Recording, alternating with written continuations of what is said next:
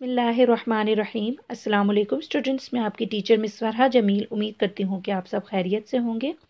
Students, उम्मीद करती हूँ कि आपने पिछले सबक को बेहतर तौर पर याद कर लिया होगा। अपनी नाज़रा कुरान की किताब निकालें, कुरान पढ़ें आसान तजवीद के साथ और सफ़ा नंबर 23 निकाल लीजिए। बच्चों, सबसे पहले सफ़ा नंबर 23 पर आज की दिन और तारीख लिख लीजिए। 5 जनवरी 2021 मंगल का दिन है। बच्चों, आज हम सबक नंबर 14 कलकला पढ़ेंगे। कलकला किसे कहते हैं और कलकला की अदायगी किस तरह से होती है, इसकी क्या खुसूसियत है। बच्चों, आपको कलकला के बारे में बताने से पहले मैं आपको एक कहानी सुनाती हूँ हुरूफ कलकला की।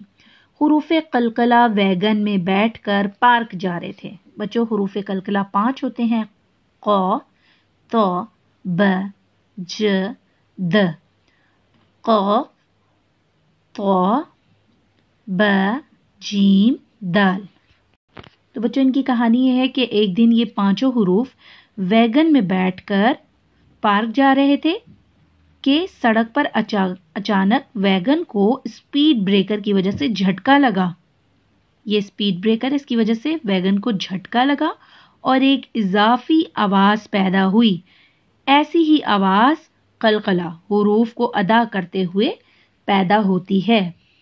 बच्चों, सबसे पहले कलकला के मानी जान लेते हैं। अल कलकला, इसके मायने होते हैं जुम्बिश। जुम्बिश, और अगर इस्लाही तजवीद में इस हर्फ के मानी देखें या इस हर्फ की तारीफ देखें तो हुरूफ के सुकून के वक्त इनके मखरज में पैदा होने वाली जुम्बिश को कलकला कहते हैं। यानी जब इन 5 हुरूफ के ऊपर सुकून की अलामत, यानी कि ये जिसे हम जज़म भी कहते हैं, जो कि हम पढ़कर आ चुके हैं, जज़म या सुकून की अलामत इन 5 हुरूफ के ऊपर होगी तो उस वक्त इन 5 हुरूफ में एक इजाफी आवाज पैदा होगी। इनके मखरज में एक इजाफी आवाज यानी एक हरकत सी पैदा होगी। यानी बच्चों, खौफ, क़, ब, जीम, दाल, इनके ऊपर अगर जज्म आ जाए या इन पर वक्फ किया जाए, वक्फ यानी इन पर रोका जाए, तो इनके मखरज को इस तरह हल्की सी हरकत दी जाती है जैसे आवाज टकरा कर लौट रही हो। जिनको अदा करते वक्त आवाज में जुम्बिश पैदा होती है, यानी आवाज टकरा कर वापस आती है। हुरूफ कलकला बच्चों ये 5 हैं। खौफ, थ, ब, जीम, दाल। अगर इनके ऊपर ये जज्म की अलामत होगी तो इन पर हम कलकला करेंगे, यानी एक आवाज, इजाफी आवाज पैदा होगी, इजाफी आवाज निकालेंगे इनके लिए हम। जैसे कि बच्चों,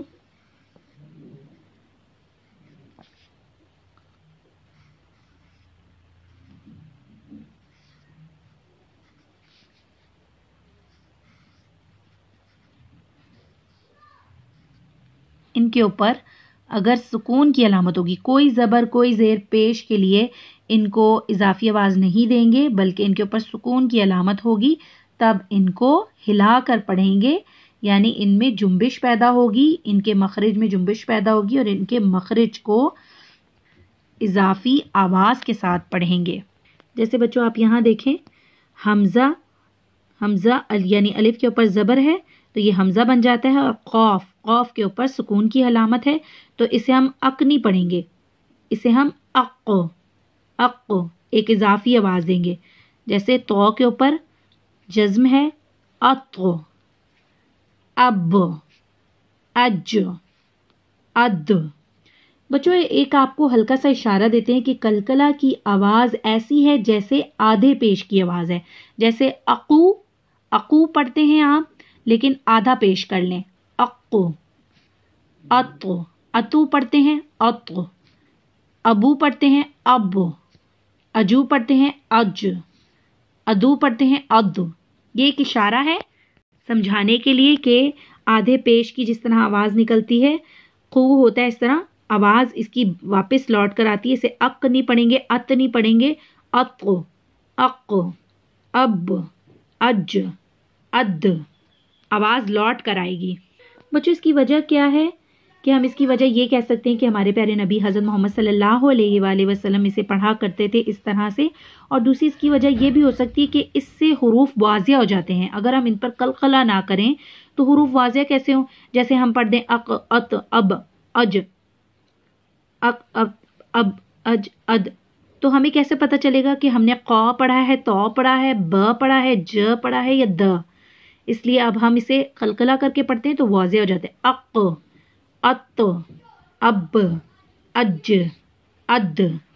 ٹھیک ہے بچوں، تو یہ قلقلہ ہے، اور جب ان 5 حروف کے اوپر سکون یعنی جزم کی علامت ہوگی تو ان کی آواز یعنی ان کے مخرج میں ایک جنبش پیدا ہوگی، یعنی ان کی آواز ٹکرا کر واپس آئے گی. اسے آپ نے بہت اچھی طرح سے یاد رکھنا ہے. اپنا بہت خیال رکھیے گا. اللہ حافظ.